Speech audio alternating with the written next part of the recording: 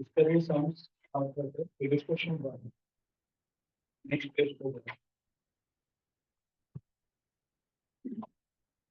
A limited acquired B limited for rupees 9,60,000. Fair value of these net assets considered of equation commodity rupees 8. Calculate goodwill government is in the books of it. ये बताओ ये acquisition of company है या acquisition of control?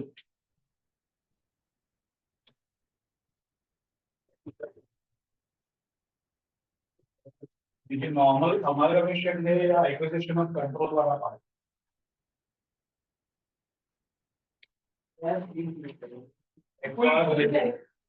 Full acquisition amalgamation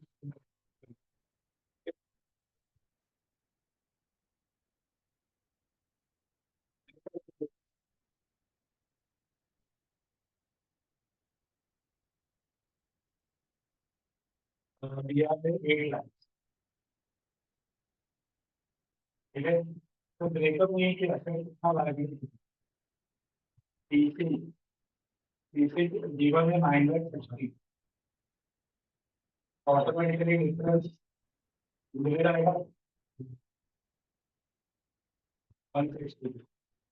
लेकिन सिर्फ एक का interest question है।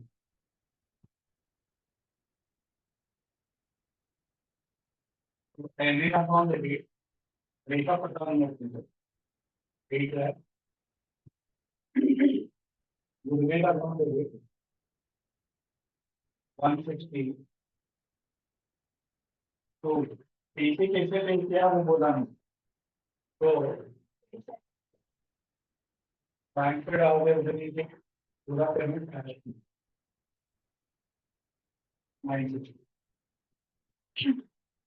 ठीक है।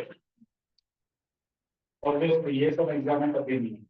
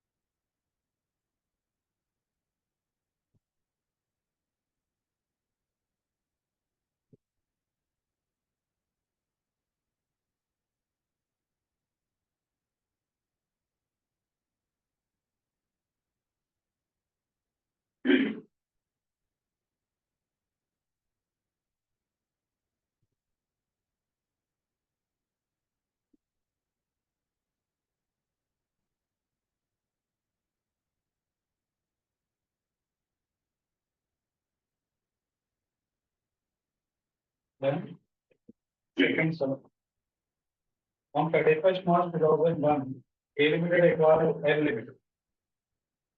A Limited issued 60,000 equity share of 10 par value that were trading at 240 on 31st March.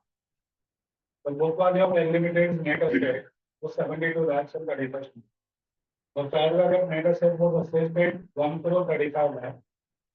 So the acquisition percentage is for Ind AS 108. देखो क्या क्या इंफॉर्मेशन दे रहे हैं पहले के एक्वायर्ड एल तो कंट्रोल द कंपनी। देखो कंट्रोल में 100% शेयर अपन नहीं करते वहां तो लोग इंफॉर्मेशन देना ही पड़ेगा कि हमने 60% शेयर खरीदा 70% शेयर खरीदा। अगर ऐसा कुछ नहीं होगा तो पूरा कंपनी खरीदा नॉर्मल इंफॉर्मेशन का पार्ट। ठीक है तो बोला कि के एक्वायर्ड एल यानी कि नॉर्मल अमालगमेशन है के issue 60,000 share of 10 trading at ₹240। तो पीसी कैलकुलेट करने के टाइम पे 60,000 इंटू 10 करना चाहिए कि 60,000 इंटू 240 करना 240 वो शेयर देगा। ठीक है तो ऑब्वियस अपनी मार्केट प्राइस पे देगा ना। समझ ठीक है वरना एमआरएफ अपना एक शेयर देगा 10 रुपए का। ठीक है, वो बोलेगा कि 10 रुपया पे हुआ, फिर 110 रुपया पे नहीं हुआ उसका, 1,25,000 पे हुआ, ये शेयर 1,25,000, समझा। तो वो ऑलवेज मार्केट प्राइस पे इश्यू होता है, यानी कि अपने समय अगर आईबी बात करेगा तो आईबी पे इश्यू होता है। IB is almost one of the form of market price, ठीक है। तो मार्केट प्राइस पे इश्यू होता है, 240 मार्केट प्राइस गिवन। ये कौन इश्यू कर रहा है? के लिमिटेड, यानी कि परचेजर इश्यू कर रहा है, किसको इश्यू कर रहा है? सेलर को, ठीक है। The book value of L limited net asset वो 72 lakhs, ठीक है, लेकिन ये बुक वैल्यू। और आगे बता रहे कि fair value of net asset वो 1,35 crore है। तो एनए में तो बुक वैल्यू रहती है, फेयर वैल्यू रहती है, फेयर वैल्यू, ठीक है। तो NA 1,35 lakhs,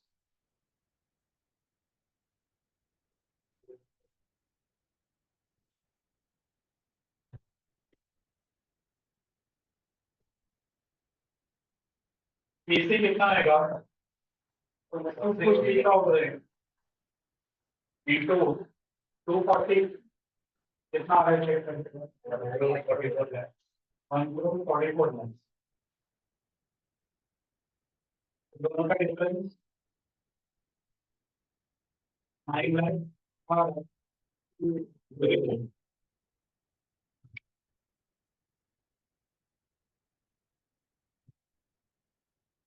entry NA 1 crore का डिफरेंस, गुडविल 9 लाख, टोटल 1,44।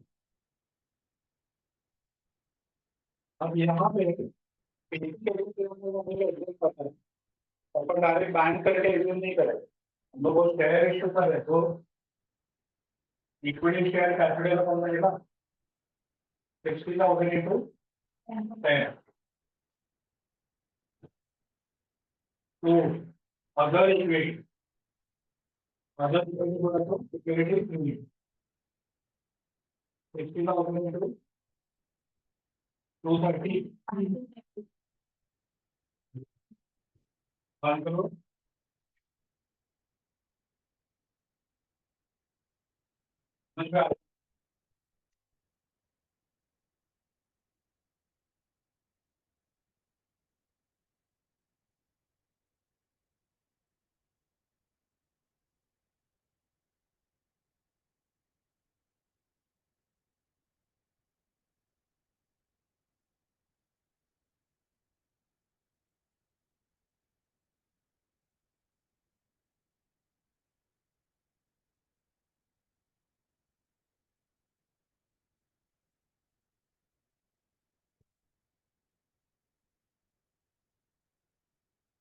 हो गया क्या? तीसरा वाला रेट करो।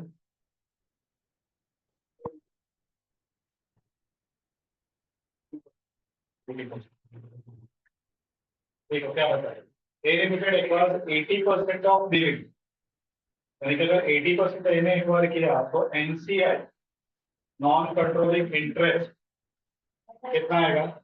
20%। तो 80% एक्वायर किया for ₹9,60,000 paid by equity at par. तो ये 9,60,000 का हमने शेयर इशू किया रहेगा पार, ठीक है। Fair value of this net asset at the time of acquisition amounted to ₹8 lakh.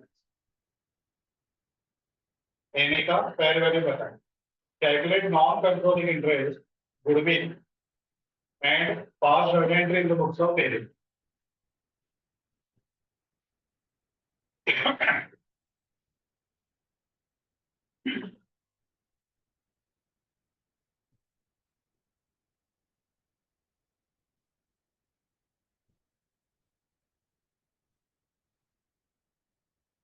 चलो सबसे पहले एनए बता कितना है? 9 लाख कितना है? सॉरी 8 लाख 8 लाख। 8 लाख। ये एनए, ठीक है। अब गुडविल फाइंड करने के लिए हम लोग को इसमें से दो चीजों को माइनस कर, टीसी और एनसीए, पीसीए और एनसीए। अब जरा ध्यान से सुनने क्या है।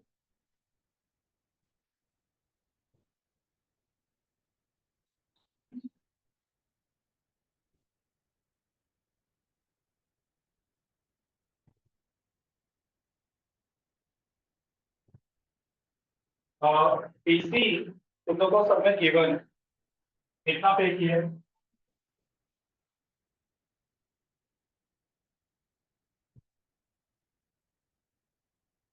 एनसीए को दो मेथड से हम लोग वैल्यू करते हैं, नॉन कंट्रोलिंग इंटरेस्ट दो मेथड से आता है। पहला मेथड फेयर वैल्यू,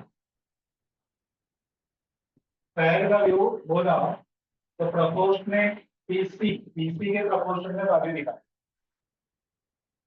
ठीक है। और दूसरा it proportionate NA, net asset के प्रोपोर्शन में एनसीए का वैल्यू निकाल। अब ये जो फेयर वैल्यू है ना, ये फेयर वैल्यू अलग अलग बहुत सारे मेथड। तो most common method based on TC, कि कभी जो रिसेंट डेटा होता है ना, वो डेटा बेस अपने को फेयर वैल्यू फाइंड करना है। तो अभी कंपनी में ये कितना 80% शेयर एक बार किया, तो जो 80% शेयर एक बार किया देगा वो लेटेस्ट मार्केट प्राइस पे एक बार किया देगा। अभी सब ट्रांजेक्शन हुआ, मतलब अभी सब वर्किंग कर रहे हैं। तो जो लेटेस्ट फेयर वैल्यू है वो 99,60,000 है, लेकिन वो 80% का। तो 20% का कितना, वो मोस्ट कॉमन। समझ में आया मैं क्या बोल रहा हूँ। 80% शेयर एक बार किया, वो 960 अब भी खरीदा, तो जो लेटेस्ट मार्केट प्राइस चलता रहेगा मार्केट में वो 960 चलता रहेगा, लेकिन 80% शेयर है। तो 20% शेयर का कितना, वो आप प्रोपोर्शनल फाइंड करें। इतना समझा, वो आएगा पहला नंबर। अब ऐसा भी हो सकता है कि ये जो 960 है वो रियल मार्केट प्राइस नहीं, हमने सामने भी कंपनी का 80% शेयर है लेकिन बहुत बड़ा, ये तो बार्गेनिंग करके अपन उसको कम प्राइस पे खरीद सकते हो, ठीक है। यानी कि सामने वाले को ऑफर करेंगे कि देख तो अगर मार्केट में बेचने को जाएगा 80% शेयर बेचने के लिए भी बहुत टाइम लगता है। देखिए ऐसा नहीं कि मार्केट में लोग अवेलेबल है ही कि जब भी रिक्वेस्ट डालो सेल का सेल हो ही जाए। हर कंपनी में ऐसे नहीं होता है, हर कंपनी उतना लिक्विड नहीं है। तो अगर तुम्हें कोई इतना बड़ा क्वांटिटी में बेचना रहेगा तो सेविंग का फॉर्मेलिटीज वगैरह भी सब एप्लीकेबल है। तो तुम डायरेक्टली मार्केट में जाके बेच नहीं सकते, प्रमोटर होल्डिंग वगैरह का पॉइंट यहाँ पे आता है, ठीक है। तो ऐसे केस में तुम लोग अगर सामने वाले को ऑफर किया कि तो 13 शेयर हम लोग को बेच दे, लेकिन क्योंकि हम लोग बहुत बड़े क्वांटिटी में तेरे पास से शेयर खरीद रहे हैं, हम लोग less than market price offer करें, तो ये फेयर वैल्यू रिप्रेजेंट नहीं करेगा। अपने को फेयर वैल्यू कोई और मतलब से समझ नहीं। आप समझ गए कि जैसे मैं वो प्रीवियस एग्जांपल में बता रहा हूँ कि हमने सामने वाले को ऑफर कर दिया तो तेरा सामने वाले को पता है वो जानबूझ के ज्यादा भाव बता देगा कि नहीं नॉर्मल मार्केट में जितना भाव चल रहा है बेचने में नहीं बेचूंगा, मैं इससे ज्यादा भाव दिया कोई बेचो, ठीक है। तो आपने ज्यादा प्राइस पे खरीदा, तो वो केस में भी 960 फेयर वैल्यू रिप्रेजेंट नहीं कर, ठीक है। तो ऐसे कोई भी केसेस रहेगा जहाँ पे ये 960 अगर वो मार्केट प्राइस नहीं है, फेयर वैल्यू नहीं है, तो फेयर वैल्यू कितना रहेगा वो सब बताए। सम अगर साइलेंट है तो ऑलवेज अज्यूम करो कि 960 is fair value of 80% share. अगर 80 का 960 है तो 20 का कितना, तो अपन डायरेक्टली ऐसे निकाल, समझा। तो पहला फेयर वैल्यू सम को बताना चाहिए, अगर वो नहीं बताएगा तो जो पीसी है उसी को फेयर वैल्यू पकड़ो, वो प्रपोर्शनेट होल्डिंग, और उसके हिसाब से एनसीआई का कितना है वो क्रॉस मल्टीप्लाई करके फाइंड, क्लियर, ठीक है। तो यहाँ पे हम कुछ बोल नहीं है, तो हम लोग ऐसे बोलेंगे कि 80% शेयर के लिए फेयर वैल्यू 960, ठीक है। तो 20% के लिए कितना, 960 का 20% लगेगा, 960 100% नहीं है, वो 80 है, वो 80 है तो 20 कितना कितना होगा, 240, ठीक है। ये आएगा एनसीआई एट फेयर वैल्यू, समझ में आया? वेरी गुड, क्लियर है। दूसरा, अगर हम लोग स्क्वायर वाले पे नहीं निकाल रहे तो we can find the value of NCI based on proportional negative. ये जो मेगा सेट है ये पूरा 100% पूरे कंपनी का है, ठीक है। तो प्रोपोर्शनल मेगा सेट के बेसिस पे NCI equal to N A into 20% होगा। तो 8 लाख इंटू 20 यानी कि 160, ये आएगा एनसीआई का दूसरा भाग। अब जैसे एनसीआई चेंज होगा ऑटोमेटिकली रिजर्विंग इफेक्ट गुडविल का कैपिटल रिजर्व के ऊपर आएगा, समझा? तो इन एस 103 ने ये दो मेथड को स्पेसिफाई किया। अगर सम साइलेंट है तो दोनों दोनों में से कोई भी मेथड अप्लाई कर सकते, ठीक है। जनरली पहले वाली वाला मेथड यूज करो जनरल, ठीक है। लेकिन ऐसा कोई कंपलसरी नहीं कि तुमको तो यही मेथड अप्लाई करना है, ये भी चलेगा। लेकिन मेजर केस में ईश्वर के जो लास्ट क्वेश्चन को देने उसको देखिए तो ईश्वर में ये ना अप्लाई करें, ठीक है। लेकिन अगर तुमने स्पेसिफिक मेथड बोला है तो तुमने वो अप्लाई नहीं किया मार्क्स देंगे, ठीक है। बीसीआई नॉर्मली को तो दिया और तुम पक्के आएगा। और एग्री के लिए तो 160 आएगा। अब टोटल ले लो, ये दोनों का टोटल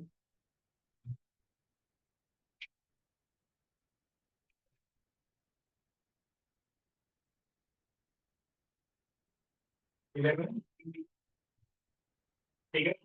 ये तुम लोग का ए, ये तुम लोग का बी, दोनों का डिफरेंस हर क्लास में बात है, ज्यादा का लेके ज्यादा है वो आएगा, ठीक है। दूसरी वाले में ऑटोमेटिकली यूजर एड्रेस हो जाएगा, क्लियर है, ठीक है। अब अगर जर्नल देखेगा तो पहले दो तो मैं अपना नहीं किया, अगर जर्नल देखे तो पहले अपने को सेपरेट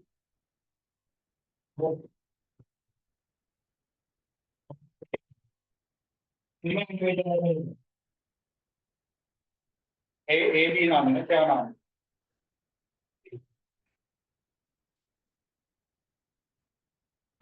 इन्वेस्टमेंट तो बैंक, ठीक है।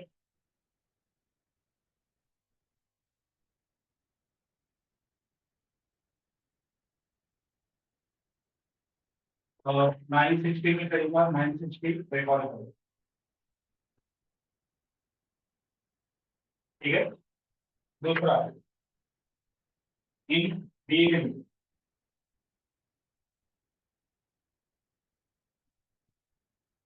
नो एंट्री, देखिए ये इन्वेस्टर्स के बीच का ट्रांजेक्शन है, बी का इसके पे कंसर्न नहीं है। तीसरा इन कंसोलिडेटेड इन कंसोलिडेटेड बुक्स, ये नया बुक ओपन है, नए बुक में अपन एंट्री देखेंगे, यहाँ पे एंट्री आएगा एमए अकाउंट रेट,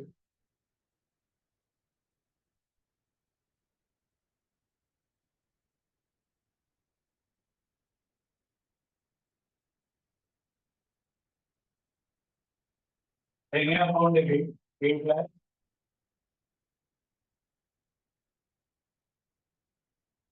तो इक्विटी शेयर कैपिटल अकाउंट 7 पे तो है, इक्विटी शेयर कैपिटल आर पे होगा बराबर 960 का अपन क्या रेट करेंगे,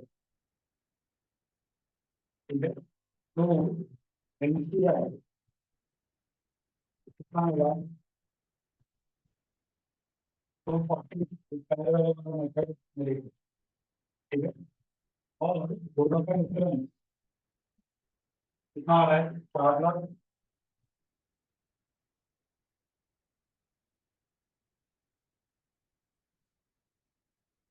दूसरे वाले कैटेगरी तो मत खरीदो, ठीक है। एनसीआई रहने लगा, समझाओ। तो दोनों मेथड में गुडविल कैपिटल और फॉर्म डिफरेंट रहेगा, ठीक है। एनसीआई का वैल्यू डिफरेंट रहेगा। दोनों मेथड इक्वली राइट है क्योंकि दोनों इंडेक्स नहीं दिया, दोनों ऑप्शन कंट्रीज के पास रहता है, प्रैक्टिकल है, तो दो मेथड फॉलो करना है कर।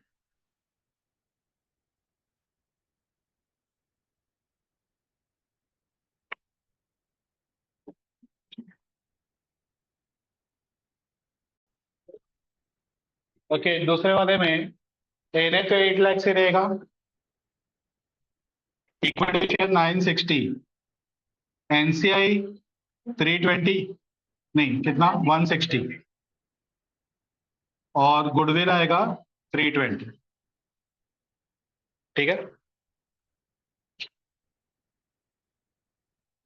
चलो क्वेश्चन नंबर 4।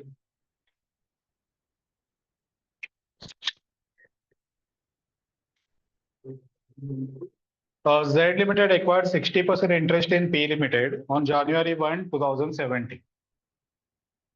तो 40% NCI आएगा. Z paid 720 lakhs in cash for their interest in P Limited. The fair value of P Limited's asset is rupees 1,800 lakhs and fair value of its liability is rupees 900 lakhs. Provide the journal entry for acquisition using Ind AS, assuming P Limited does not wish to report NCI at fair value. NCI fair value पे नहीं चाहिए, does not wish to report NCI, ठीक है। तो अपन एक ही method बाकी रहता है NA वाला, तो अपन वो अप्लाई करेंगे।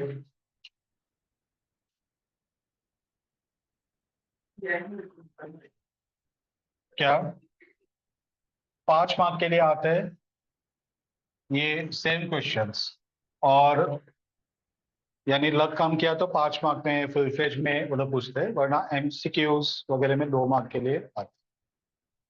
पहले 5 मार्क के लिए आते थे, एक अटेम्प्ट में 8 मार्क के लिए आया था, ऐसे टाइप का 8 मार्क के लिए।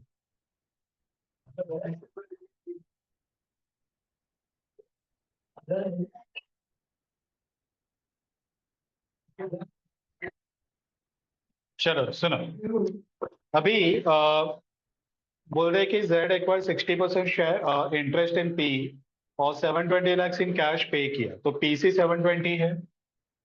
यहाँ पर तो एक ही मेथड अप्लाई करना है अपने को। दूसरा वाला जस्ट नॉलेज के लिए अपन फॉलो कर रहे हैं, बाकी एग्जाम में दोनों को एक ही एनए वाला मेथड ही अप्लाई करना है, ठीक है। तो पी प्रोपोर्शनेट फेयर वैल्यू का 720, फेयर वैल्यू पर सेट 1800 है और लाइबिलिटीज 900 है, तो 1800 माइनस 900, 900 का एनए। अब एनसीआई सबने तो बोल दिया है कि फेयर वैल्यू वाला मेथड अप्लाई नहीं करना है, ठीक है, लेकिन हम लोग नॉलेज के लिए दोनों मेथड अप्लाई कर रहे हैं। तो फेयर वैल्यू पे कैसा आएगा 720, ये 60% के लिए है, तो 40 के लिए कितना 480, और अगर एनएपी लिया तो क्या करेंगे 900 इंटू 40%, एनए का 40, 360, टोटल ले लो।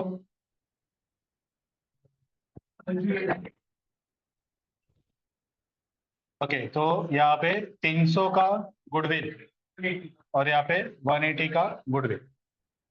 एंट्री अभी तुम लोग को पता है कैसे लिखना है, यहाँ पे एनए का ब्रेकअप देना पड़ेगा, असेट डेबिट टू लायबिलिटी, समझा।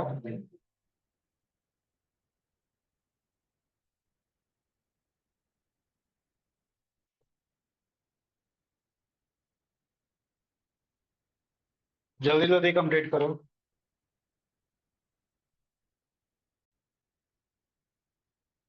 कंसल्टेड बुक्स पे asset debit,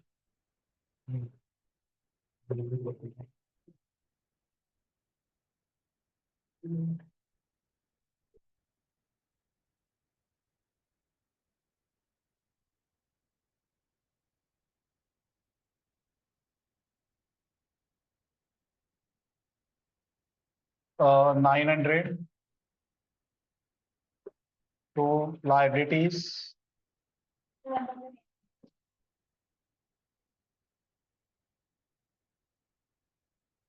900 to cash PC पे हो रहा है 720 टू एनसीआई, पहले वाले में 480 360, और डिफरेंस आएगा गुडविल 300 और 180। ठीक है, यहाँ पे सिंपल इन्वेस्टमेंट टू बैंक 720, जिसमें एनसीआई है उसमें दो आंसर पॉसिबल है, इसमें तो एनसीआई है ही नहीं, तो इसमें तो एक ही एंट्री आएगा, अलग अलग दो केसेस का दो एंट्रीज नहीं आएगा। ठीक है, चलो illustration 5। On 1st January 15, M Limited acquires 80% of equity interest of P Limited in exchange of cash of rupees 216। ठीक है, यानी ये पीसी हुआ 80% के लिए 216 है। The identifiable asset acquired are measured at rupees 350 and liabilities are assumed at measured at rupees 50। तो 350 minus 50, 300 का एनए, पीसी 216, एनसीआई दो मेथड से दोनों फाइंड करोगे, डिफरेंस आएगा गुडविल या कैपिटल रिजर्व। ये सब में कैपिटल रिजर्व आ रहा है, इसके लिए सम भी है। अभी तक जितने भी सम सॉल्व किए उसमें गुडविल ही आया। तो वर्किंग करो, मैं आगे का भराता हूँ, दोनों मेथड अप्लाई करना।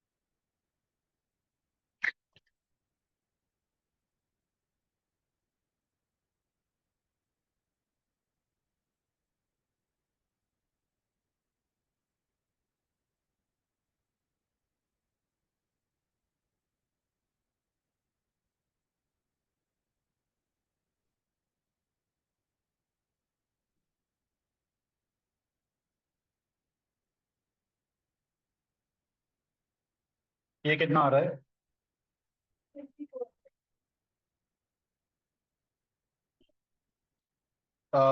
कैपिटल रिजर्व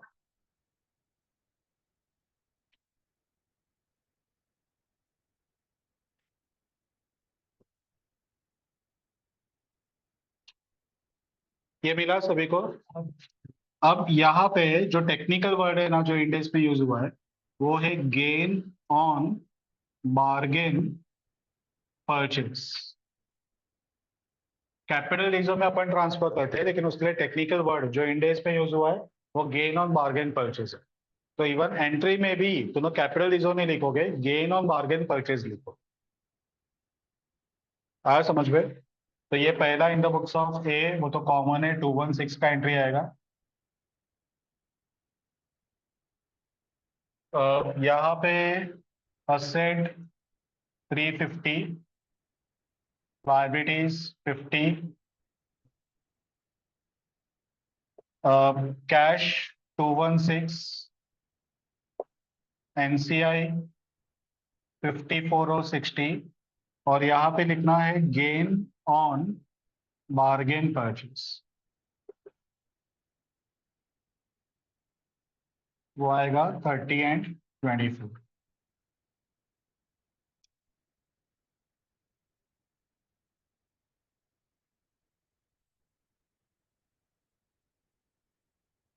जाता कैपिटल रिजर्व में ही है, लेकिन उसको गेन ऑन बार्गेन परचेज करके वो लोग उसे बोलते हैं।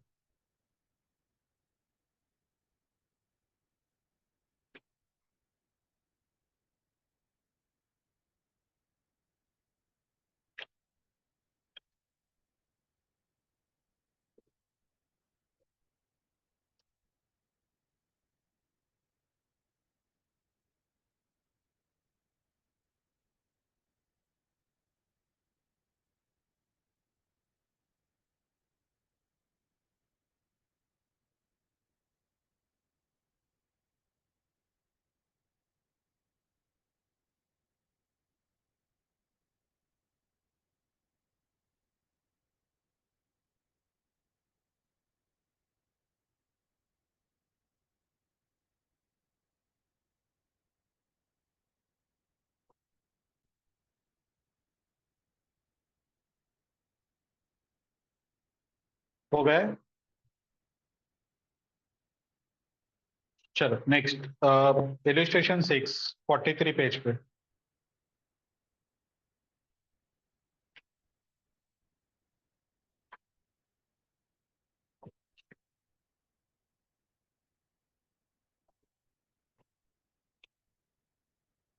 D Limited acquired 100% of equity of F on 31st March 17. The purchase consideration comprises an immediate payment of 10 lakhs and two further payment of 1.21 lakhs if returns on equity exceed 20% in each of the subsequent 2 financial years. A discount rate of 10% is used to compute the value of total consideration at the acquisition date. तो ये जो questions अपन जो कर रहे हैं ना, ये actually कैसा है कि ये पूरा टेक्स्ट दिया हुआ है इंड एज का, ठीक है। उस पे इंड एज में पैराग्राफ वाइज इंफॉर्मेशन दिया जाता है, जैसे लॉ में सेक्शन वाइज रहता है, तो अपन बोलते हैं कि ये सेक्शन में ये लिखा है। तो इंड एज पे पैराग्राफ वाइज रहता है, तो कोई पूछेगा कि ये कहाँ लिखा है, बता कि ये कैपिटल रिजर्व में डाल, तो दोनों को पैराग्राफ का नंबर बता के बताना पड़ता है कि ये पैराग्राफ नंबर में लिखा है कि वो गेन ऑन बार्गेन परचेज आएगा जो कैपिटल रिजर्व में ट्रांसफर होगा। तो वही same one by one point discuss करते हुए ये एक इलस्ट्रेशन दिया हुआ है जहां पे ये डिस्कशन अपने को करना है कि अगर सपोज जो पीसी है वो अगर अभी फुल फ्लेज कंप्लीट नहीं है, कुछ पार्ट पीसी का कंटिंजेंट है। कंटिंजेंट बोला तो फ्यूचर इवेंट पे डिपेंड है, या तो वो देगा या तो नहीं देगा, ठीक है।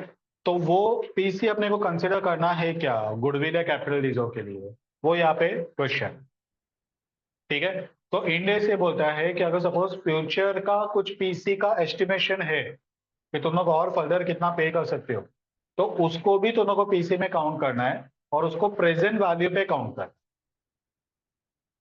क्योंकि वो जो पे करोगे वो after 1 year, after 2 years, after 3 years पे करोगे, तो उसको प्रेजेंट वैल्यू पे लेके आओ और वो आज के पीसी में ऐड करो तो find the value of goodwill और कैपिटल रिजर्व, ठीक है। तो अभी सब वापस एक बार रीड करते हैं कि D has acquired 100% of equity of F, ठीक है, on 31st March 17. The purchase consideration comprises immediate payment of 10 lakhs and two further payment of 1.21 lakhs if returns on equity exceed 20% in each of the subsequent 2 financial years. ठीक है। तो PC में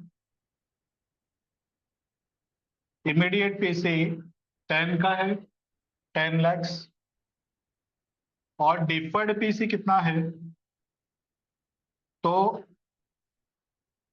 year 1 1.21 का पे करेंगे, discounting factor 10% दिया है तो 0.909,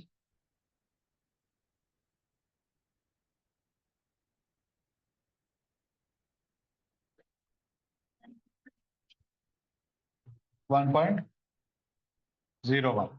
ईयर 2 उस पे अगेन 1.21 पे करेंगे,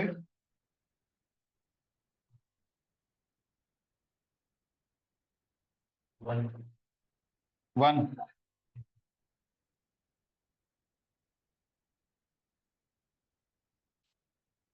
ये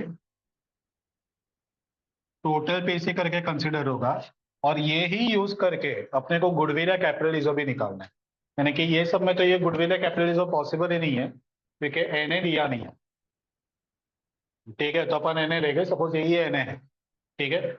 दूसरा आएगा पीसी, तो पीसी आएगा ये अमाउंट 12.01। तीसरा आएगा एनसीआई, ये सब में क्योंकि 100% शेयर एक्वायर किया एनसीआई 0 रहेगा, लेकिन अगर सपोज 100% एक्वायर नहीं किया, 90% ही एक्वायर किया, तो 10% के लिए एनसीआई अप्लाई करना पड़ेगा, लेकिन ये सब में पेयर वाले मेथड डिफिकल्ट होगा क्योंकि 90% के लिए दो पेमेंट ऐसे है कि जो कंटिंजेंट है, पे करेंगे कि नहीं करेंगे वो भी नहीं पता है, क्योंकि उन्हें कंडीशन डाला है कि अगर रिटर्न ऑन इक्विटी 20% से ज्यादा आया तो ये पेमेंट करेगा। तो अगर सपोज पहले साल में 21% आया तो 1.21 पे करोगे, दूसरे साल में 80 नहीं आया तो पे नहीं करोगे। ऐसा भी पॉसिबल है कि दोनों साल में लेस देन 20 आया तो पे ही नहीं करेंगे। तो हमको पता ही नहीं है ये पे करने वाले कि नहीं करने वाले, वो आगे के 2 साल में एक्चुअल डेटा जब भी मिलेगा तभी समझेगा। तो हम लोग गुडविल या कैपिटल रिजर्व 2 साल के लिए पोस्टपोन तो नहीं कर सकते ना। समझ में आया? इंडियस का प्रॉब्लम क्या हो रहा है, हम लोग ये गुडविल या कैपिटल रिजर्व जो निकाल रहे हैं वो तो आज निकाल रहे हैं। तो हम लोग को आज का एनए, आज का पीसी, आज का एनसीआई चाहिए। तो अगर पीसी में कुछ पार्ट ऐसा है कि जो फ्यूचर का है और वो भी कंफर्म नहीं है, तो फिर उसको कंसिडर करें क्या? तो इंडिया से बोला कि ले लो, भले ही कंटीजेंट है लेकिन ले लो, ठीक है। और कौन से प्राइस पे लो? तो डिस्काउंट फैक्टर मल्टीप्लाई करके प्रेजेंट वैल्यू पे वो ले, ठीक है। और अगर सपोज फ्यूचर में अगर हमने ये पे नहीं किया, तो क्या वापस बैक वर्किंग करके गुडविल को चेंज करना पड़ेगा? Answer is no. एक बार गुडविल बुक्स पे रिकॉर्ड हुआ, बाद में वो चेंज नहीं हुआ, ठीक है। तो जो भी पेमेंट बच गया वो अपन पीएनएल में डाल के खत्म कर देंगे। ये सब मैं आगे का डिस्कस कर रहा हूँ। तुम लोग को सिर्फ एक ही पॉइंट है कि पीसी में ये इंक्लूड होगा क्या? तो answer is yes, present value पे इंक्लूड होगा। बस उतना ही पॉइंट है। ये सब आगे का मैंने बताया कि आगे ये सब क्या होगा, ठीक है। तुम लोग को उसका डिस्कशन है ही नहीं, सीधा एक ही डिस्कशन है, ये इंक्लूड करे करे या नहीं करे, वो भी पीसी में ही। गुडविल पे क्या इम्पैक्ट है वो सब यहाँ पे कुछ बोला ही नहीं।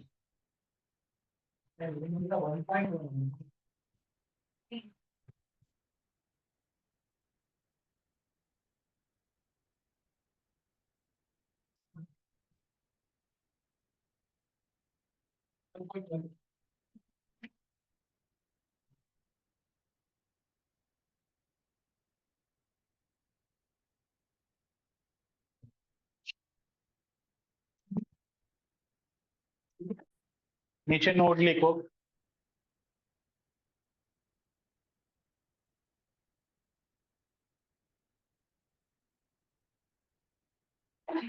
क्या नोट लिखोगे?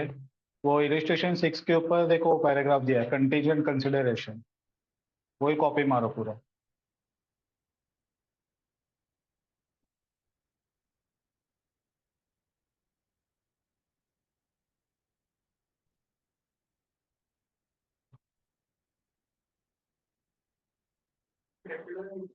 सेम है, जैसे ही लिखा है वैसे ही पूरा का पूरा कॉपी करो, ब्रैकेट के साथ।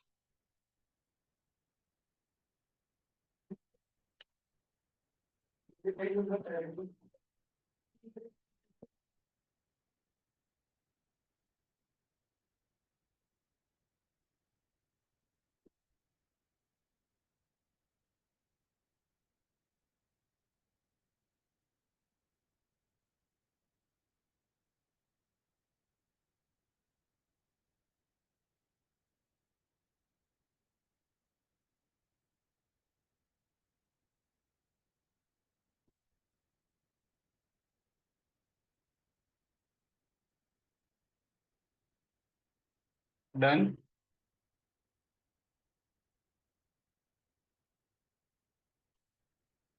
चलो क्वेश्चन नंबर 7।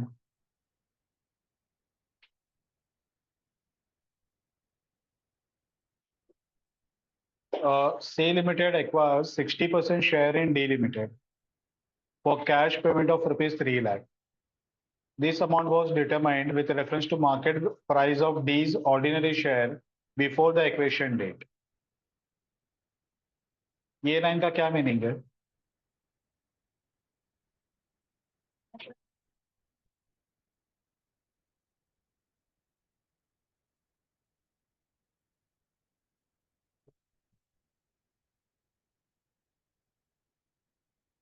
क्या होगा मीनिंग इसका? C acquires 60% share in D for cash payment of 3 lakh. This amount यानी कि 3 lakh was determined with reference to market price of D's ordinary share before acquisition date. Acquisition date के पहले का D का ordinary share यानी कि equity share का market price क्या था, उसके ऊपर ये 3 लाख रुपए डिसाइड हुए। नहीं, मार्केट प्राइस यानी कि शेयर मार्केट का ही प्राइस होगा, ठीक है। तो शेयर मार्केट में जो प्राइस चल रहा था ना, वही प्राइस को यूज करके उन्हें 3 लाख रुपया फाइंड किया और 3 लाख रुपया दे के 60% शेयर खरीदा। इसका मतलब ये हुआ ये 3 लाख रुपया करंट फेयर वैल्यू ही है, ठीक है। तो एनसीआई फेयर वैल्यू पे रिकॉर्ड कर सकते हैं, वो नहीं लिखा रहेगा तो भी अपन एज्यूम वही करते हैं। समझा? Calculate NCI and goodwill in the following: first, fair value approach; number two, proportionate share of identified net asset in equity approach. दूसरा वाला क्या है? एनए मेथड, ठीक है। Proportionate share in identified net asset, net asset में proportionate share यानी कि NA का 40% एनसीआई आएगा। और पहला मेथड है फेयर वैल्यू अप्रोच, वो अपन पीसी के बेसिस पे फाइंड करेंगे। हाँ, when on the acquisition date aggregate value of D's identified net asset is 4,40,000 5,30,000, दो एनए दिए और वो दो एनए में दो एनसीआई फाइंड करना है। यानी कि पहला 440 एनए लेके एनसीआई फेयर वैल्यू पे, एनसीआई एनए पे, तो अपने को दो गुडविल कैपिटलिज्म मिलेगा। बाद में एनए 530 पकड़ के एनसीआई फेयर वैल्यू वाला, एनसीआई एनए वाला, उस पर दो गुडविल कैपिटलिज्म निकालेगा, यानी कि टोटल 4 आंसर निकाले। समझा? तो बस मैकेनिकल काम करवा रहे और कुछ नहीं। तो कॉलम में डाल देते, ठीक है।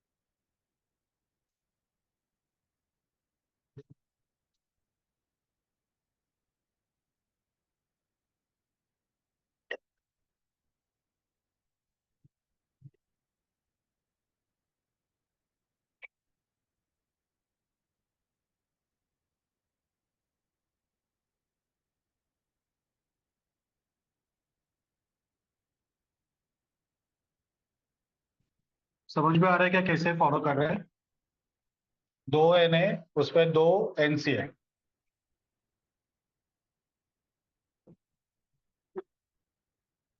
पीसी 3 लाख,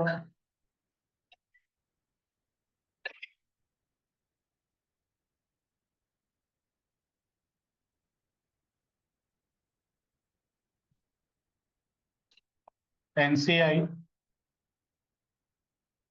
अब इसमें फर्स्ट वाले में NCI at fair value, NCI at NA.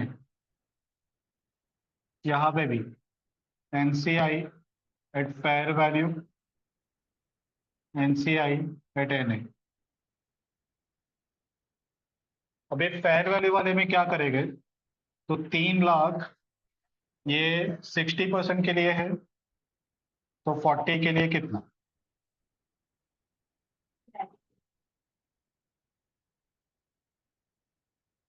यहाँ पे भी सेम आएगा। फेयर वैल्यू मेथड, ये एनए चेंज होने से फेयर वैल्यू पे कोई इम्पैक्ट नहीं है। यहाँ पे एनए है 440, उसका 40%।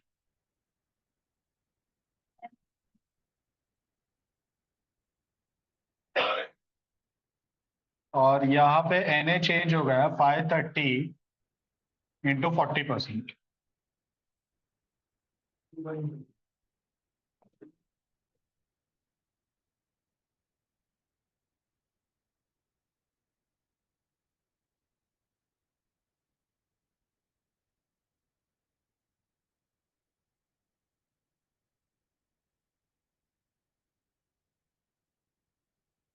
पायलट टोटल 60 का गुडविल, यहाँ पे 476, 36 का अगेन गुडविल,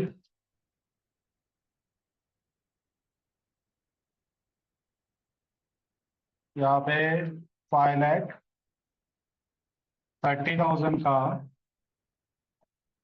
कैपिटल रिजर्व, यहाँ पे 5,12,000, 18,000 का capital reserve.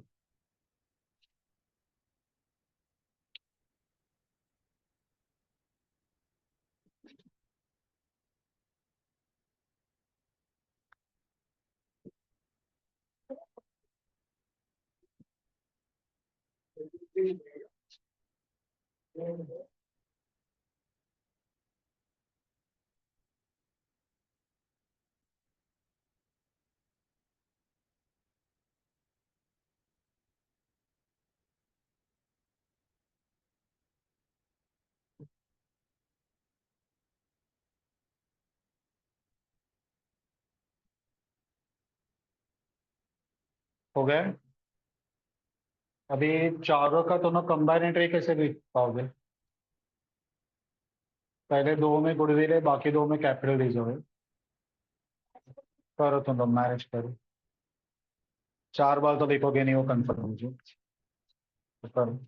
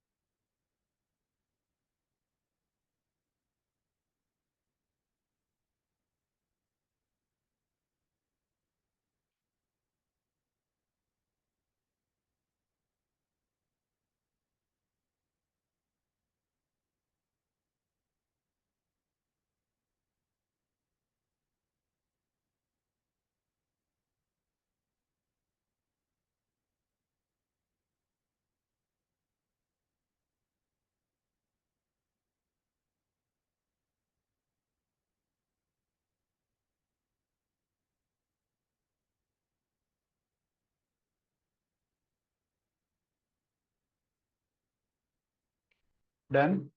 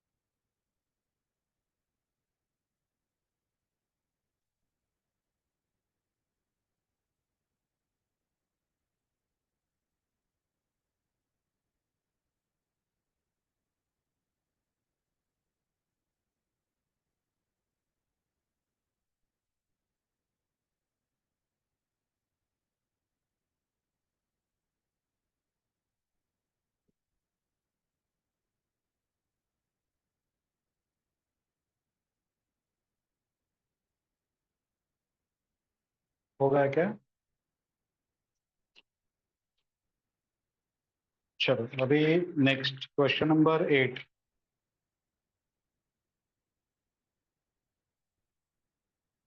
Z company acquired C company on 1st April 2000 जो भी है 1. For a lawsuit contingency, C has present obligation on 1st April 2001 and the fair value of obligation can be reliably measured at rupees 50,000. As of the acquisition date, it is not believed that outflow of cash and other assets will be required to settle this matter. What amount should be recorded by Z company under Ind AS for this contingent liability of C company? तो Z C को take over कर रहा है और C के लिए contingent liability है जिसका वैल्यू 50,000 है. ठीक है, प्रेजेंट ऑब्लिगेशन यानी कि उसका अभी लायबिलिटी ओपन है. ठीक है, पास्ट बोला तो वो पास्ट में था, अभी नहीं. तो प्रेजेंट ऑब्लिगेशन है अपने ऊपर. अगर अपन केस हार गए तो 50,000 का अपने को ये अमाउंट पे करना पड़ेगा. ठीक है, और आगे क्लियरली लिखा है कि अभी एक्विजिशन डेट पे सी बोल रहा है कि हम लोग को नहीं लगता कि हम लोग को ये 50,000 पेएबल होगा. तो प्रैक्टिकल में क्या होता है, जब ऐसे कंटीजेंट लायबिलिटीज रहते हैं ना, जैसे कोर्ट के केसेस वगैरह, तो उस पर अपन सीनियर एडवोकेट्स या सॉलिसिटर्स या तो रिटायर्ड जज वगैरह लेके उनका अपन सजेशन लेते हो कि हमारा ऐसा केस चल रहा है, आपको क्या लग रहा है कि हम लोग जीतेंगे या हारेंगे. ठीक है, तो वो लोग अपने को सजेस्ट करते हैं क्योंकि अपन तो ऑब्वियसली पॉजिटिव ही सोचेंगे कि नहीं अपन तो जीतने ही वाले. लेकिन ऐसा थोड़ी एवरी टाइम होगा. तो तुम लोग को कंटीजेंट है या नहीं, कितना % चांसेस है कि वो पेएबल होगा, अपन कोर्ट केस हारेंगे, वो अपने को ऐसे लीगल जो एक्सपर्ट्स है वो लोग का ओपिनियन लेके अपने को डिसाइड करना पड़ता है. तो सी ने भी कुछ लीगल ओपिनियन वगैरह लिया रहेगा, जेड ने भी लिया रहेगा, और इसके लिए वो लोग ने एक लाइन लिखा हुआ है कि वो लोग बोल रहे हैं कि ऐसा फील ही नहीं हो रहा है कि हम लोग कोर्ट केस हारेंगे और हम लोग को ये अमाउंट पेएबल होगा. Outflow of resources would be required to settle this matter. यानी कि मैटर को सेटल करने के लिए कुछ आउटफ्लो ऑफ कैश या अदर रिसोर्स रिक्वायर्ड नहीं है, पेएबल कुछ भी नहीं है. तो ऐसे केस पे जेड जब भी सी को टेक ओवर करेगा तो उसको ये कंडीशन लायबिलिटी को टेक ओवर करना चाहिए कि नहीं करना चाहिए, ये यहाँ पे क्वेश्चन में पूछा है.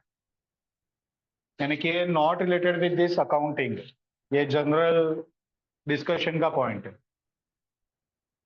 आज समझ लो, इस पे एनसीआई वगैरह का कोई कंसर्न नहीं है. तो इंड एस ये केस में क्या बोलता है, इंड एस 103 ये बोलता है कि अगर सपोज सेलिंग कंपनी का कोई कंटीजेंट लायबिलिटी है, ठीक है, तो उसपे इंड एस 37 जो कंटीजेंट एसेट कंटीजेंट लायबिलिटी के ऊपर इंड एस है, provision contingent asset contingent liability.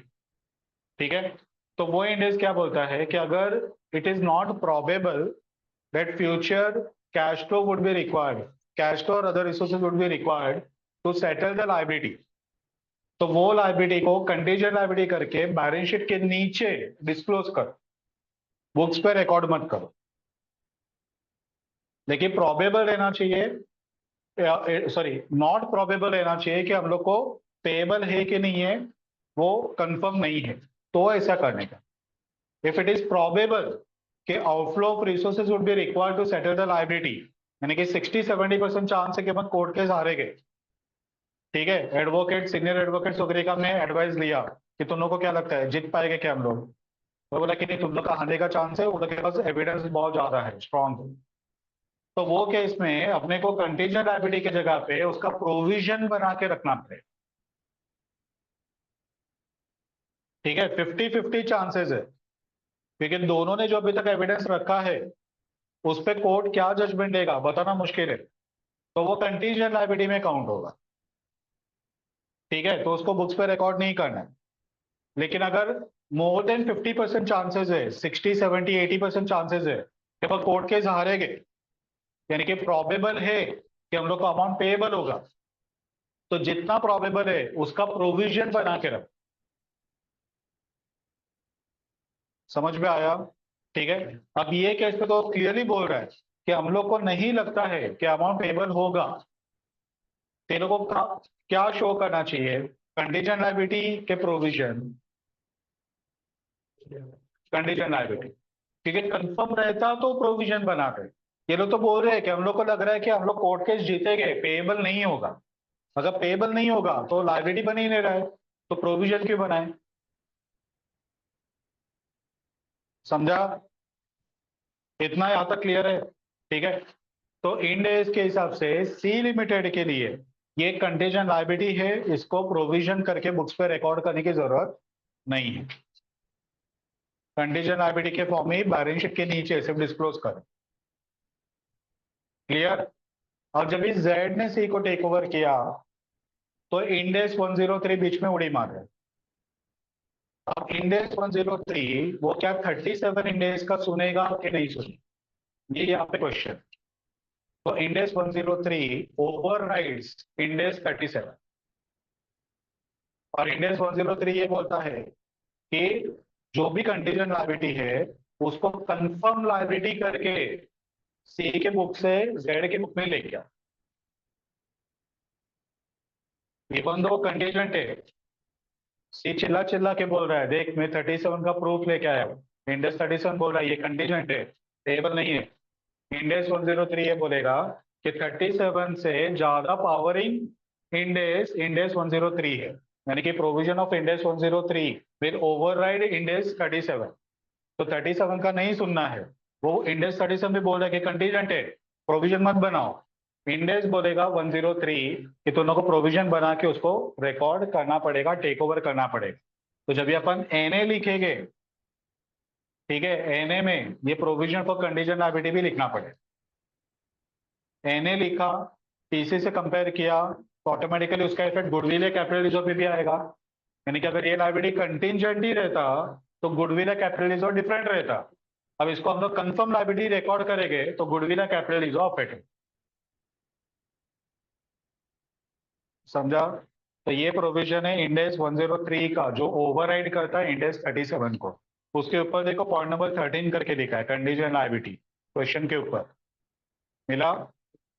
The acquirer shall recognize as of acquisition date a contingent liability assumed in a business combination if it is present obligation that arise from the past event and its fair value can be measured reliably. Index 37 do not apply. ठीक है, एक ही condition है कि वो present obligation as a result of past event, यानी कि तुम्हें case चल रहा है दैट इज प्रेजेंट ऑब्लिगेशन, ठीक है, वो as a result of past event, past में हमने कुछ गलत काम किया रहेगा इसके लिए किसी ने हमारे पर केस किया, तो वो पास्ट इवेंट है, कोर्ट केस ऐसे ही नहीं होते। ठीक है, तो पास्ट में कुछ तो ट्रांजेक्शन हुआ था जिसके बेसिस पे ये कोर्ट केस हुआ, जिसके लिए अपना प्रेजेंट ऑब्लिगेशन है, ये पहला कंडीशन। दूसरा कंडीशन कि ये ऑब्लिगेशन का fair value can be measure reliably, तो फेयर वैल्यू तो लोगों को दिया हुआ है 50,000।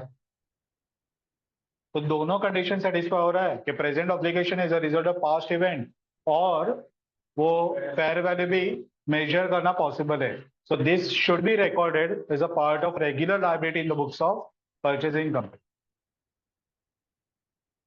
समझा? अगर इसका अमाउंट बताना मुश्किल है, ठीक है, तो इसको कंडीशन के फॉर्म में ही कंटिन्यू करने का, इसको रिकॉर्ड नहीं करना, एस्टिमेट करना पॉसिबल नहीं है। तो समझ में आया? चलो तो इसका वर्डिंग में आंसर लिखना है।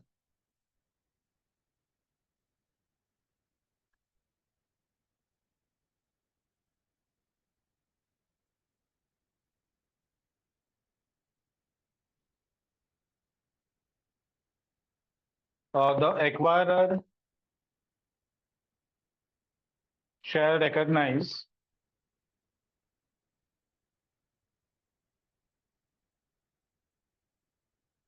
contingent liability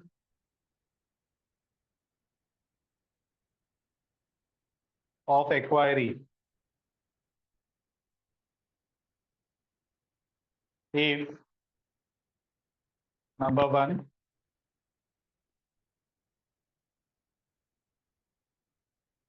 it is a present obligation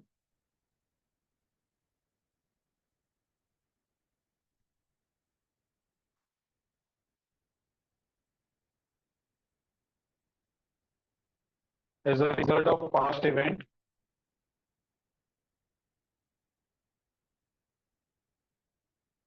And number two, its fair value can be measured reliably. Its fair value can be measured reliably.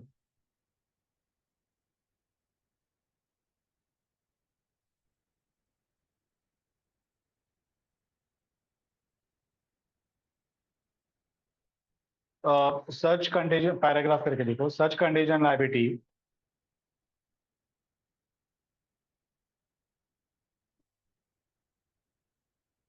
will be recognized by acquirer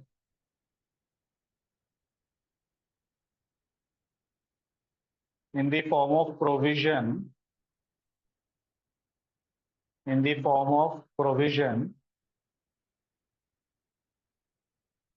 for fair value payable.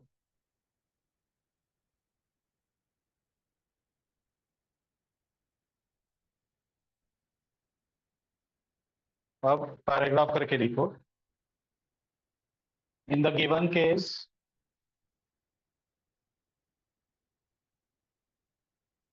Z company acquired C company. There is a present obligation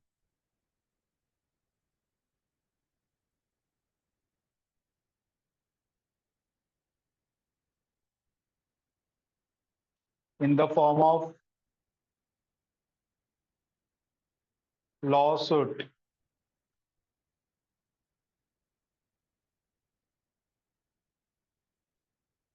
against C company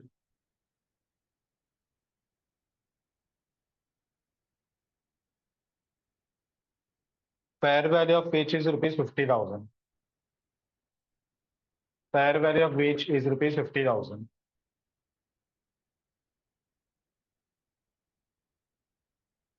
Since both the above conditions are satisfied,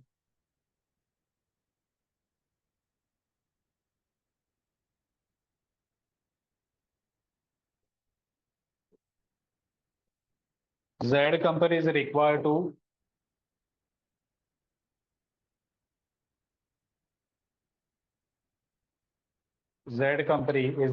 to recognize such contingent liability.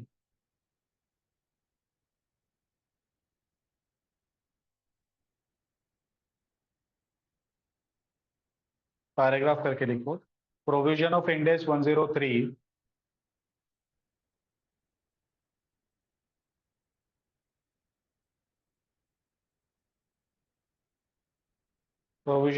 AS 103 overrides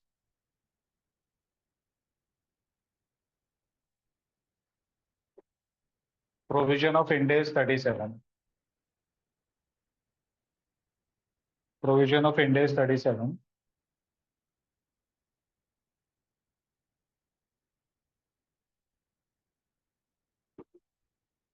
ठीक है. चलो अभी last question आज के दिन का, question number 9.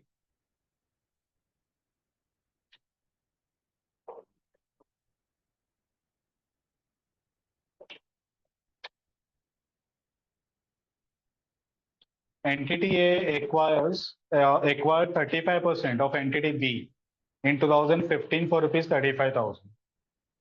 In 2016, fair value of share of entity B is rupees 42,000, and thus 7,000 reported under OCI, other comprehensive income. OCI, other comprehensive income. In 2016, A further acquired 40% stake in B Limited. Consideration paid rupees 16,000. Entity A identifies net asset of B as rupees 120,000.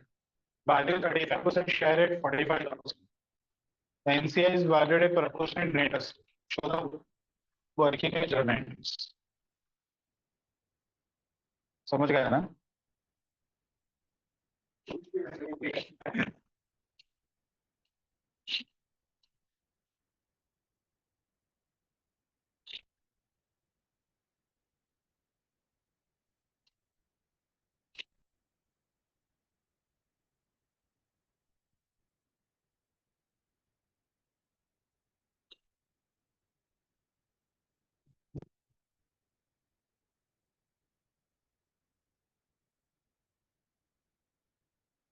Of index का concept acquisition stages, ठीक है। तो ये concept अपने पे आगे apply करना है। अब यहाँ पे क्या होता है, फॉर एग्जाम्पल ए ने बी को टेक ओवर किया, लेकिन टेक ओवर तो से किया। इस 2015 में हमने 30% शेयर खरीदा, जैसे ही नंबर थे। उस 2018 में 3 साल के बाद खरीदा, ठीक है। 30% खरीदा, कंट्रोल एक्वायर हुआ क्या? कंट्रोल के लिए मोर देन 50% शेयर है, 30% ही अपन माइनॉरिटी। अभी तक कंसल्टेंट बुक्स नया ऊपर हुआ ही नहीं, बराबर। सिर्फ हमने इन्वेस्टमेंट खरीदा, क्रिप्टो प्राइस पे खरीदा, वो इन्वेस्टमेंट बैंक करके छोड़ दो। बाद में 2018 में और 15 खरीदा, कंट्रोल मिला क्या अपने को? अभी भी नहीं मिली। क्यों? क्योंकि 45 हुआ है, मोर देन 50 चाहिए अपने को, 50 बने उससे ज्यादा चाहिए। तो यहाँ पे भी इतना कंट्रोल एक्वायर नहीं है। सपोज 2020 में हमने अभी कंट्रोल एक्वायर हुआ था, यस। तो ये डेट को तो एक्विजिशन डेट बोलते हैं, 2020। अभी पहली बार एक तीसरा सेट ऑफ बुक्स ओपन होगा जो रहेगा कंसिडर्ड बुक्स। तब तक सिर्फ 2 सेट ही है, एक आधा एक आधा। कंसिडर्ड का कोई बुक था ही नहीं। जबकि कंट्रोल एक बार हुआ 2020 में, 2020 में हमने तीसरा बुक ओपन किया, कंसिडर्ड बुक्स, ठीक है। 2020 में हम ले गए, ठीक है। कौन सा? 2020 तीन बार मैंने शेयर एक बार किया, 15 का है, 20 का है। तो एक्विजिशन डेट का एनएचयू, लेकिन 2020 का एनएचयू, ठीक है। हम लोग इसको कंपेयर करेंगे पीसी। और पीसी में 3 है अपने पास, 2015 का, 2018 का और 2020। ये 50% वाला, ये 15% वाला, ये 10% वाला।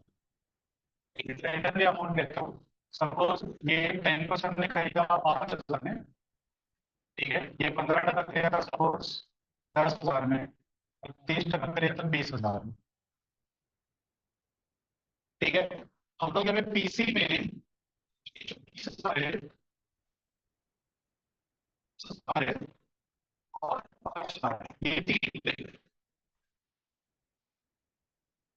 पीसी में तीनों है, ठीक है। लेकिन प्रॉब्लम क्या होता है कि अपन एनए 2020 का ले रहे हैं और पीसी पहले के साल का ले रहे हैं, तो जो गुडविल या कैपिटल जो रिकॉर्ड करेंगे वो प्रॉपर नहीं रहेगा, क्योंकि पहले के साल में शेयर का वैल्यू भी कम रहेगा ना।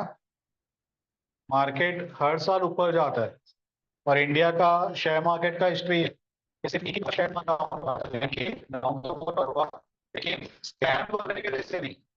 जनरल ट्रेंड में मार्केट अभी डाउन नहीं हुआ, जनरल ट्रेंड में। रिसेशन आया सडनली, स्कैम बाहर आया, तो बात अलग है, तो मार्केट गिर रही है। बाकी जनरल ट्रेंड अब का ही है। तो अगर 15 के कंपेयर में 18 देखा तो भाव बढ़ा रहेगा, 18 के कंपेयर में 20 का भाव बढ़ा रहेगा। करंट ईयर कौन सा है? तो 20 है। तो अपने को इसको फेयर वैल्यू पे लाना पड़ेगा, यानी कि 2020 के वैल्यू पे लेके आओ, इसको भी फेयर वैल्यू पे लेके आओ, ये भी रिकॉर्ड मत करो। ये तो 2020 का ही है ना, ये फेयर वैल्यू ही है, ठीक है? ये पहला पार्ट आएगा। दूसरा एनसीआई आएगा। एनसीआई कभी का रिकॉर्ड करेंगे तो 2020 के एनसीआई परसेंट आएगा, कुछ थोड़े 55 हो गया है, लेकिन 45% एनसीआई आएगा, ठीक है। और ये दोनों को ऑर्डर करेंगे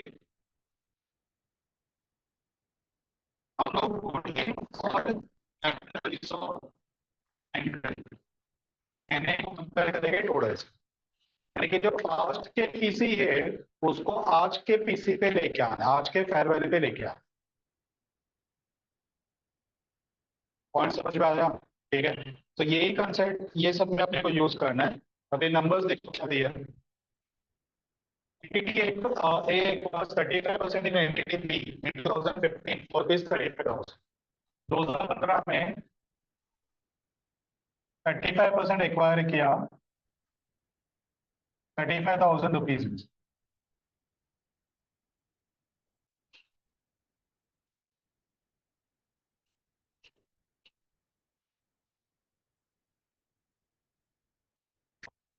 In 2016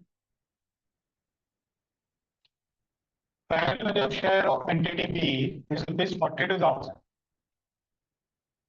ठीक है, ये जो 35% शेयर है इसका फेयर वैल्यू 42,000 हो गया फेयर वैल्यू। तो कंपनी ने आउटपुट रिवैल्यू किया, ठीक है, 35,000 का वैल्यू बढ़ा के 42 पे लेके आया, यानी कि 7,000 का गेन आया।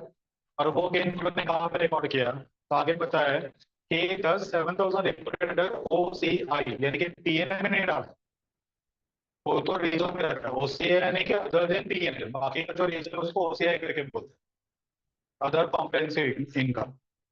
ठीक है, तो उन्होंने वो OCI में डाल दिया 7,000 का गेन।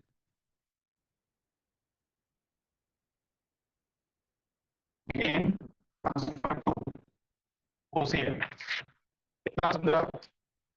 अब आगे क्या बता रहे हैं? A further acquired 50% stake in B in 2016। 2016 में अगर 40% एक्वायर किया, कितने में? 60,000। A further acquired 40% stake in B, consideration paid rupees 60,000।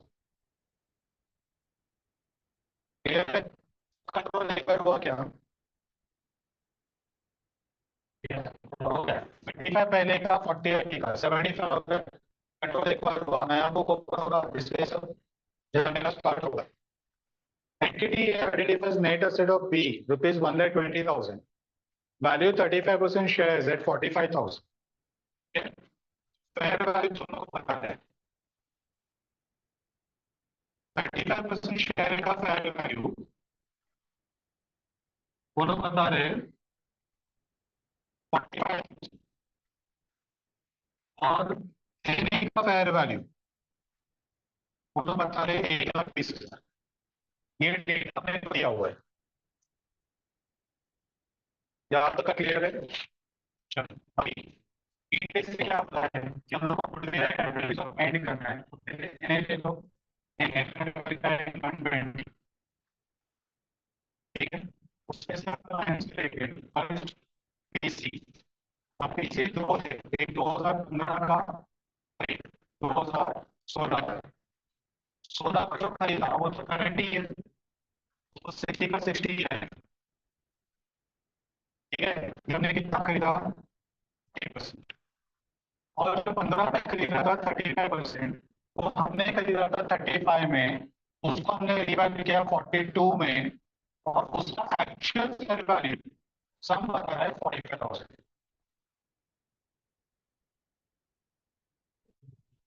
और सम बनाने वाले ने एक गड़बड़ किया, से गड़बड़ क्या किया कि ये जो 35 को 42 किया ना, ये 2016 में किया, और ये जो फेयर वैल्यू बता रहा है ना वो भी 2016 में बता। तो एक साल और आगे का दिया रहता 2017 का, तो बराबर सेट होता है। तो जब भी तुझे पता था कि 35 का वैल्यू बढ़ के 45 हुआ है, तो 42 के लिए मैंने क्यों किया? समझा? वो एक मिसमैच है, लेकिन वो जाने दो, अपने को कंसेप्ट इंपॉर्टेंट है। ठीक है, तो कंपनी ने पहले 35 का वैल्यू 42 पे लेके आया, यानी कि अब भी इन्वेस्टमेंट का वैल्यू 42 है। ठीक है, अब हम लोग को यहाँ पे कितना लिखना है? हम लोग को ये शेयर का फेयर वैल्यू लिखना है। फेयर वैल्यू 42 नहीं है, फेयर वैल्यू अभी कितना है? 45 है। तो ऐसा भी हो कि ये ईयर के बिगिनिंग में हुआ और ये ईयर के एंड में हुआ, ईयर के एंड में वैल्यू और 3,000 बढ़ गए, 45 इसका वैल्यू आ गया। हम लोग यहाँ पे 48,000 लेंगे पहले बैलेंस, ठीक है। टोटल बेसिक हो जाएगा 105। दूसरा एनसीए, ठीक है। एनसीए किस पे रिकॉर्ड करना है बताया क्या? NCA is valued proportionate to net asset, यानी कि प्रोपोर्शन में रहने को है, ठीक है। पीई अपन फाइंड करते हैं 20 इंटू 25% आएगा,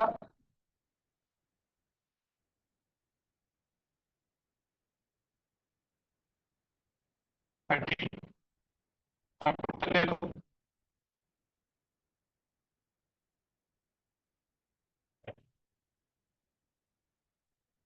ठीक है।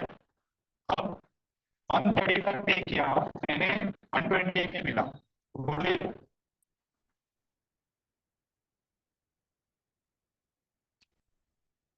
समझ में आया? क्लियर है? ठीक है, तो ये एक इम्पोर्टेंट पार्ट था कि तुमको 35 में खरीदो तो 35 लेना चाहिए, तुमको 45 लेना है, फेयर वैल्यू ले, आज का वैल्यू, ठीक है। चलो अभी एंट्रीज अगर कवर करें तो पहले 2015 में हम ये शेयर खरीदे, तो इन्वेस्टमेंट तो बैंक 35 में शेयर खरीदा, ठीक है। 2016 में, 2016 में सबसे पहले ये 35 को मैं इन्वेस्टमेंट ओसीआई को या ओसीआई इन्वेस्टमेंट, इन्वेस्टमेंट ओसी, तो इन्वेस्टमेंट ओसीआई अभी carrying amount of investment equal to 35 plus 7 यानी 42 हो गए। इतना क्लियर है?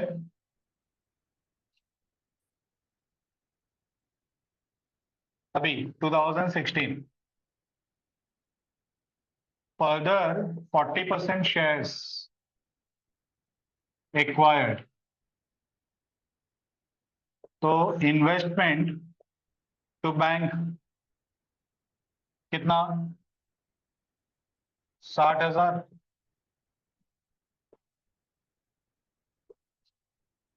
ठीक है। और हमने एक्वायर किया, जैसे ही एक्वायर किया, ठीक है, कंसोलिडेटेड बुक्स अभी ओपन हुआ, ठीक है। अब कंसोलिडेटेड बुक्स में हम लोग ये एनए वगैरह टेक ओवर करेंगे, तो NA account debit net asset 1,20,000 से, ठीक है। टू इन्वेस्टमेंट अकाउंट कितना? 60 प्लस 45 यानी कि 105। टू एनसीआई 30 और डिफरेंस आएगा 15,000 का गुडविल। यार सुनो, थोड़ा सा कंफ्यूजिंग तुम लोग को इनिशियली ये एंट्री में होगा, स्पेशली ये जो इन्वेस्टमेंट लिखा उसके वजह से, ठीक है। तो थोड़ा सुनो समझने को ट्राई करो। ये सेपरेट बुक में एंट्रीज लिख रहे हैं, investment to bank, investment to OCI, ठीक है।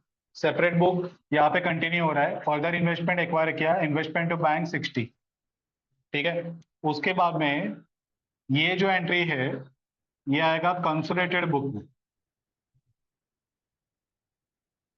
ये वाला एंट्री सेपरेट में 60,000 का इन्वेस्टमेंट खरीदा, बस वो खत्म, उसके आगे और कुछ नहीं, ठीक है। अब कंसोलिडेटेड बुक में क्या होगा, क्या अपन ये इक्वेशन वाला एंट्री लिखे गए, नहीं ये एंट्री लिखा। अब ये एंट्री में अपन आप क्या करते हैं, N account debit to PC के लिए या तो लिखते हैं बैंक या इक्विटी शेयर। अब ना तो अभी अपन बैंक के दे रहे हैं ना इक्विटी शेयर दे रहे हैं, क्योंकि ऑलरेडी हमने वो खरीद लिया है, और वो आपने कौन से अकाउंट में रखा है, इन्वेस्टमेंट अकाउंट में, तो उसी के सामने एडजस्ट होगा ना। जनरली क्या होता है, अपन ये डेट को ही वो शेयर खरीदते तो इन्वेस्टमेंट लिखते ही नहीं है, ये वाला एंट्री लिखते नहीं है, डायरेक्टली ये दोनों एंट्री मर्ज करे थे, ऑटोमेटिकली एंट्री क्या हो रहा है, इन्वेस्टमेंट इन्वेस्टमेंट रेट कट हो रहा है, तो क्या आता है, बैंक के रेट में आता है, ठीक है।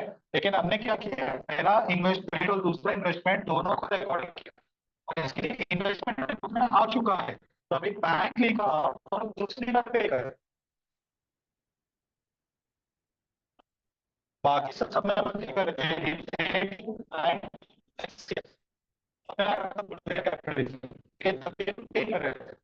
ऑलरेडी पेड है, हमने पहले ही 2 एंट्री में उसका पेमेंट लिख दिया है, अभी वो पेमेंट किसके सामने एड्रेस होगा, तो हमारे इन्वेस्टमेंट एड्रेस, और थोड़ा सा मैं अगर आपको और पास्ट में लेके जाऊँ ना, तो जो पहला मैंने बैलेंस शीट बताया ना, पहला एग्जाम्पल, तो बैलेंस शीट में देखो मैंने बोला था कि इन्वेस्टमेंट नहीं आता है कंसोलिडेटेड बैलेंस शीट में, वो क्यों नहीं आता है, क्योंकि वो इन्वेस्टमेंट यहाँ पे कट होता है, तो ये इन्वेस्टमेंट यहाँ पे कट हुआ, समझा।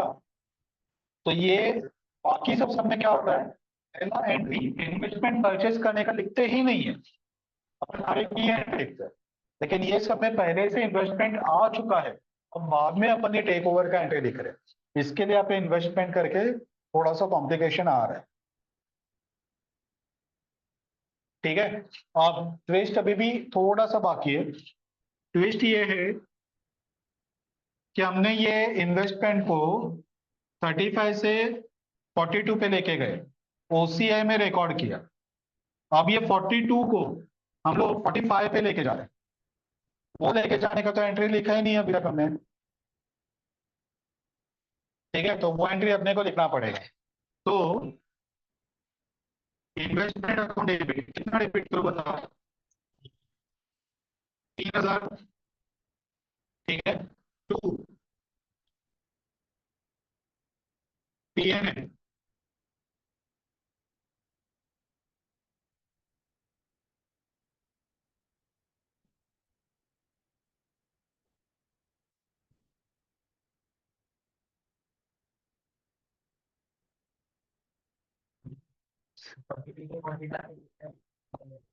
35 से 45 पे लेके आने के लिए, ठीक है, ये तो कंपनी ने अननेसेसरी बीच में मस्ती किया, वो 35 से 42 पे लेके आया, वो 42 पे लाने की जरूरत ही नहीं थी, 35 से डायरेक्ट 45 पे लाना था, और इन डे से बोला है कि उसको पीएनएल या ओसीआई में ट्रांसफर कर सकते हो, जो भी अप्रोप्रिएट रहेगा वो, जनरली अपन पीएनएल में ट्रांसफर करते हैं, तो हमने क्या किया, हम लोग को टोटल पीएनएल में 10,000 ट्रांसफर करना था,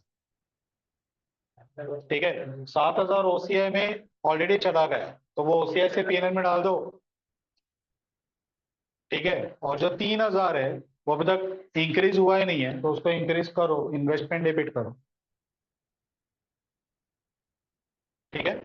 इसके ऊपर का पैराग्राफ देख लो, जो क्वेश्चन है उसके ऊपर का paragraph, in business combination achieved in stages the acquirer shall remeasure its previously held equity interest in the acquiree at its acquisition date fair value and recognize the resulting gain or loss, if any, in P&L account or other comprehensive income as appropriate.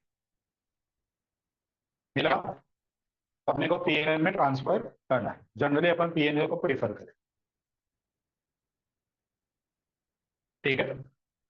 तो थोड़ा सा twist, ये वाला part में एक investment लिखा, वो क्यों लिखा, और ये वाला एंट्री इनिशियली डाइजेस्ट करना थोड़ा डिफिकल्ट होता है, तो 35 से 45 पे जाना है, ठीक है, 10,000 में से 7,000 ऑलरेडी अपन ओसीआई पे रिकॉर्ड कर चुके हैं, तो 7 को पीएल में डालो, और जो 3 ट्रांसफर करना बाकी है वो भी ट्रांसफर, ठीक है।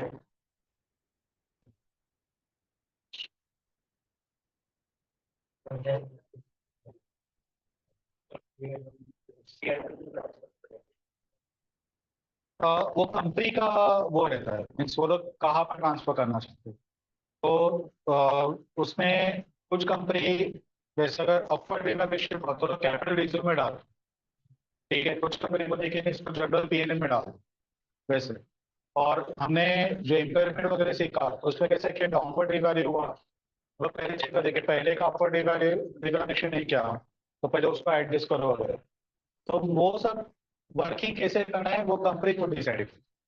अगर उन्होंने डिसाइड किया कि हम लोग को पीएनएल पे डायरेक्ट हिट करना है इंस्टेड ऑफ कैपिटल रिजर्व वगैरह, तो डाले पीएनएल को हिट। ऐसे तो यहाँ पे उन्होंने ओसीएम में डाला, यानी कि उन्हें रिजर्व में डाला, तो रिजर्व से अपने पीएनएल में रीट्रांसफर, उसे रिक्लासिफिकेशन करके बोलते हैं।